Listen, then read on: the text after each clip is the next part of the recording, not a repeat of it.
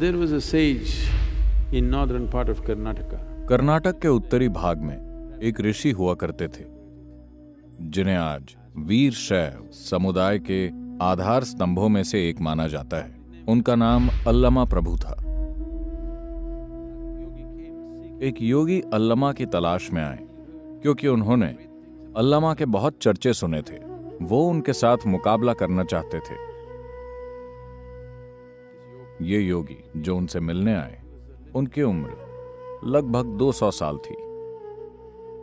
बहुत जबरदस्त योग का अभ्यास करके शरीर के तत्वों पर महारत हासिल करते हुए उन्होंने अपने शरीर को इतना मजबूत बना लिया था कि उन्होंने उम्र को मात दे दी, और इस बात का उन्हें बहुत गर्व था। जिन लोगों को वो जानते थे वो सभी मर चुके थे, लेकिन वो जीवित थे और एक जवान आदमी की तरह मजबूत थे। उनका शरीर चट्टान की तरह था।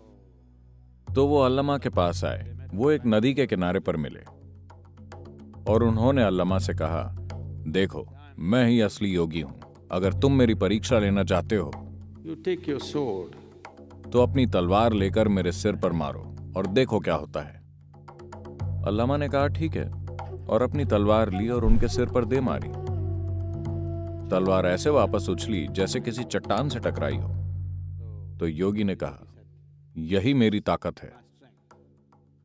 कोई तलवार मेरे शरीर को काट नहीं सकती। मैं वास्तव में अमर हूं। फिर उसने पूछा, तुम क्या कर सकते हो? अल्लमा हंसे और बोले, आप भी अपनी तलवार से वार करो। योगी को संकोच हुआ क्योंकि अल्लमा चट्टान की तरह मजबूत नहीं दिख रहे थे, वो सामान्य दिख रहे थे। अल्लमा बोले, तलवार उठाओ, घबराओ मत। तो उन्होंने तलवार उठाई और पूरी ताकत से उनके सिर पर वार किया। तलवार उनके शरीर से सीधे ऐसे निकल गई जैसे हवा से होकर गुजरी हो। योगी का वार जमीन से टकराया और योगी संतुलन खोकर नीचे गिर गया। उसने पूछा, ये क्या है? उन्होंने कहा, ये या वो नहीं है, ये शिव है। ये नहीं है और वो भी नहीं है।